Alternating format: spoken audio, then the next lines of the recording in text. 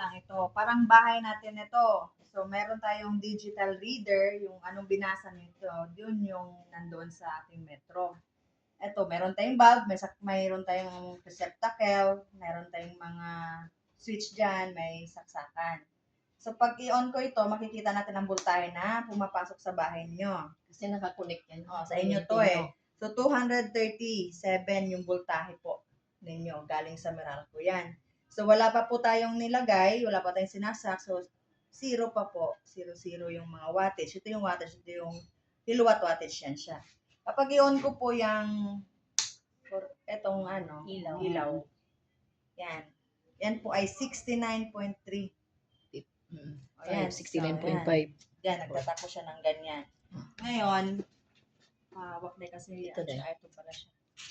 Through power corrector po, magsaksak tayo ng power corrector dyan.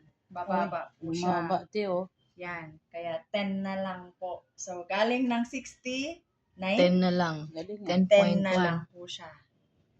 So, kalaki talaga ng bawas. So, bawat Ay, isasaksak lang siya. Tapos parang kung ano niya na lang yung... Yung kuryente, ma'am, kapag yung kuryente nyo ay 3,000 pababa, pwede nga. Yan. Pero pag yung 3,100 hanggang 7,000 ito na. ito, i-install talaga siya ng electrician natin.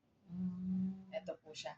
Ngayon po, ma'am, kaya kadalasan nasisira ang ating mga appliances sa bahay. Biglang brown out. Diba? Hindi natin natanggal. Kasi saglitan, di ba merong magbiblink lang siya. Palakyan ng kuryente, di ba po? At nasisira yung ating mga mga motor ng ating appliances. Bakit? Kapag wala tayong power efficiency dyan na nailagay, pag meron, ang papasok ng kuryente, ganun lang, maliit lang siya. So, hindi nasisira. Pero po, pag nag-brown out, at wala po tayong ganito, tingnan nyo po pagbalik niya ang laki. Na 70. Bugso ang kuryente kaya masisira po lahat ng gamit natin. So nakatipid na po tayo ng kuryente natin dito. Na-save niya pa po yung mga appliances natin. At kinokorek niya po yung line natin. Mama, bakit? Kapag po ito i-install na sa inyo at nagbi-blink siya, ibig sabihin may maling mga wirings. Oo, may mga ma-protect niya yung mga short charges natin. Po. Tapos po, ito pa, pinakamalaki ito. Napatayin ko tong ilaw. Like, itong tubigan, sabi ko kaya nagtatanong ko sa inyo kung may water heater kayo. Sobra po ang laki ng bawat saksak natin dito, bawat natin. Pag yan inon natin po, yan ay umabot sa 1,000 mahigit. 1,471. Yan. Iinit siya. Sa rice cooker pala naman. Rice cooker, yan, plancha. Opo. So, ito po ma'am, itong maliit na to, dinesign talaga yan siya sa mga mahilig magkape, mahilig mamlansya. Kasi po, ito, gamit na gamit eh. Direct ko itong mga umiinit po, ibig sabihin mga umiinit, diretso po siyang sinasaksak dito sa sa power factor natin. Yan. So, yan siya. Talaga pong, dyan siya isaksak yung mag-init kayo, saing, kayo ng plancha. Ito yung plancha ng buhok. Opo. So, pag yan po ay ating sinaksak, meron naka-on siya. I-on natin ating heater. Ilan na lang po? Ang baba. 400 481. Dating 1,000 po, di ba? So, ngayon 400 na lang. Oh. So, 1,000 po ang tinipid natin.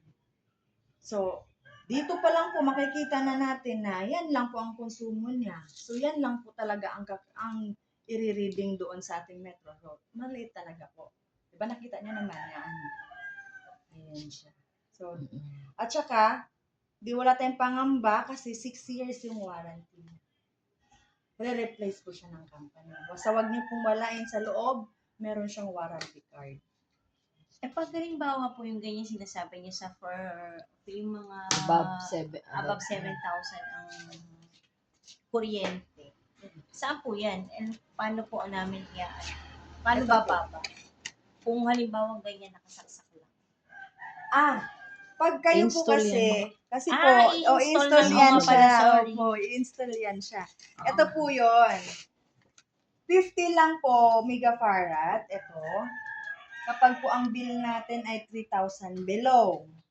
Kasi ang kaya po niya na i-regulate sa loob ng bahay ay 150 kilowatt to 250 lang po. So, kaya niya. Pero po pag nag-bill tayo ng 7,000 hanggang 3,100, ito na pong 50. Itong pangalawa, may 50 megafarad. Ito siya. So, ang kanya namang kilowatt ay hanggang 550 po. Ang kaya niya. So, ibig sabihin, yung konsumo sa bahay ninyo ay hanggang 550. Kapag po naman napakalaki na, nag-bill na kayo ng 7,100 hanggang 18,000 po, ito na pong pinakamalaki natin. Ito po yung 100 megafarad po. Ayan po yung ini-install din. Ito, ini-install po to silang dalawa talaga. Pero may Oo. yung fee. Pero po, mayroong additional yun sa I-install. mag-install. Kasi electrician po talaga yun siya. Kanila At na yung gamit. kanya na din yung digital reader sa loob. Parang ganito.